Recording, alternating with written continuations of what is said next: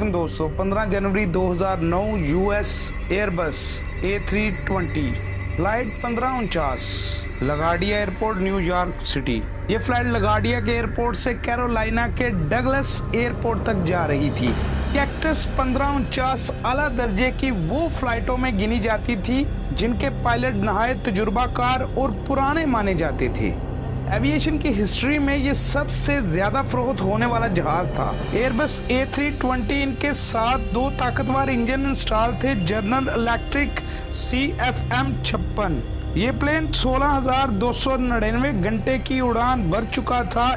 इस प्लेन में live waste यानी जैकेट और 4 हवा भरने वाली स्लाइड भी मौजूद थी, जिसे मुश्किल वक्त पर लाइफ राफ्ट्स के भी काम में लिया जा सकता है। कुल मिलाकर दोस्तों इस प्लेन के सेफ्टी फीचर काफी कमाल के थे। आप वीडियो को लाइक नहीं करते, प्लीज वीडियो को लाइक करें, चैनल को सब्सक्राइब करें।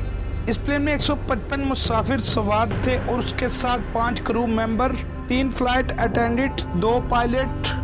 इस प्लेन का सफर 1 घंटा 45 मिनट का था। कप्तान सिली साइलेंट बर्गर, उम्र 57 साल, फ्लाइंग एक्सपीरियंस 19,667 घंटे का था। ये कप्तान दुनिया का बेहतरीन IQ लेवल रखने वाले इंसानों में शामिल था। यूनिवर्सिटियों से 2 मास्टर डिग्रियां हासिल करने वाला दूसरा पायलट जेफरी स्किल्स, उम्र 49 साल, फ्लाइंग एक्सपीरियंस 15,000 घंटे। ताहम अभी इसका दूसरी बार का एक्सपीरियंस था फ्लाइट 1549 को उड़ाने का, जिस पर सिर्फ इसका 37 घंटे का उड़ान का तजर्बा था। सरसरी चेकिंग कंप्लीट होने के बाद प्लेन रनवे 4 पर जाना शुरू करता है। टाइम 3:24।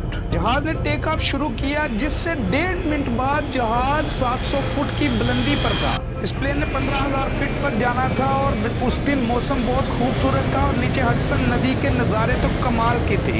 इस वक्त तक तो सब कुछ ठीक चल रहा था, मगर कैनेडियन गीज जो हजारों की तादाद में माइग्रेट करते हैं एक जगह से दूसरी जगह, वो इस प्लेन की तरफ जिंदा तीरों की मानिंद आ रहे थे, जो अगर हाई एल्टीट्यूड पर जाएं तो 4900 फीट की बुलंदी पर वो उड़ सकते हैं।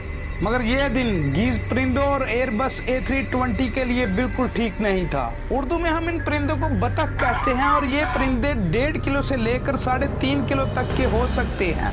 लेकिन उस दिन उस आसमान पर ये परिंदे आवारा गोलियों की तरह उड़ रहे थे। आमतौर पर यह परिंदा अगर प्लेन से टकरा जाए तो क्या नुकसान करेगा, अपना ही नुकसान करेगा। मगर दोस्तों इमेजिन करें अगर प्लेन के विंग्स में लगे इंजन 24,000 किलो फी घंटा की रफ्तार से घूम रहे हों, उसमें तो अगर एक कागज का टुकड़ा भी चला जाए तो वो भी बहुत नुकसान करेगा। इसकी एक मिसाल 4 अक्टूबर 1960 जब ईस्टर्न एयरलाइन L188 जो मैसाचुसेट्स के आसमान में परिंदों से टकरा गया। बड़ी जल्दी प्लेन के इंजन फेल हो गए। प्लेन में 72 अफराद सवार थे, जिनमें से 62 मौत के मुंह में चले गए। लेकिन आज शिकार होने वाली थी फ्लाइट 1549। लगाडिया एयरपोर्ट से 4.5 मील दूर थी ये फ्लाइट।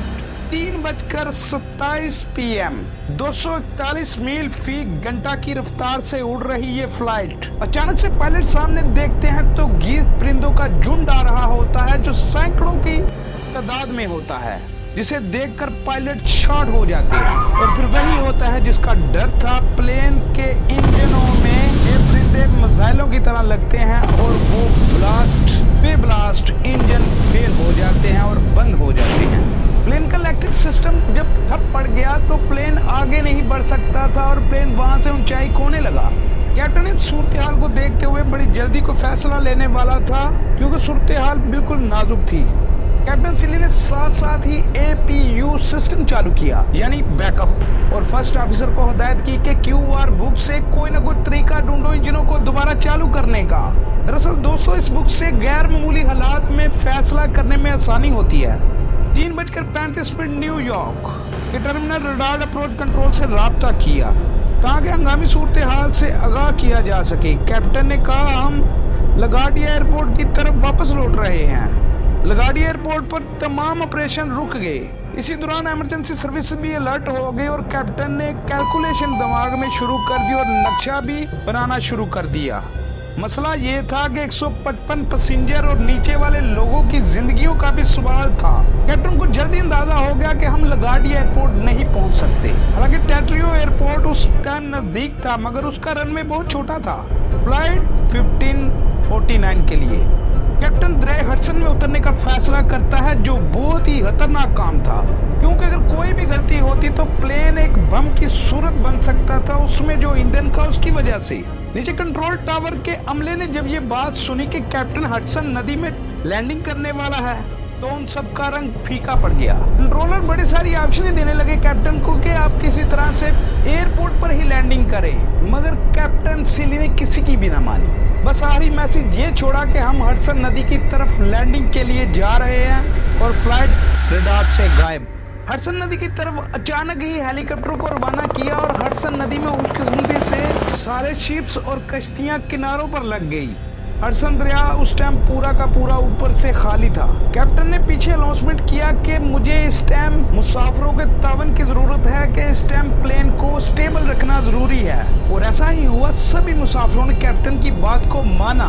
उस वक्त प्लेन की 140 मील फी घंटा की रफ्तार थी, और ये प्लेन दरिया से टकरा जाता है।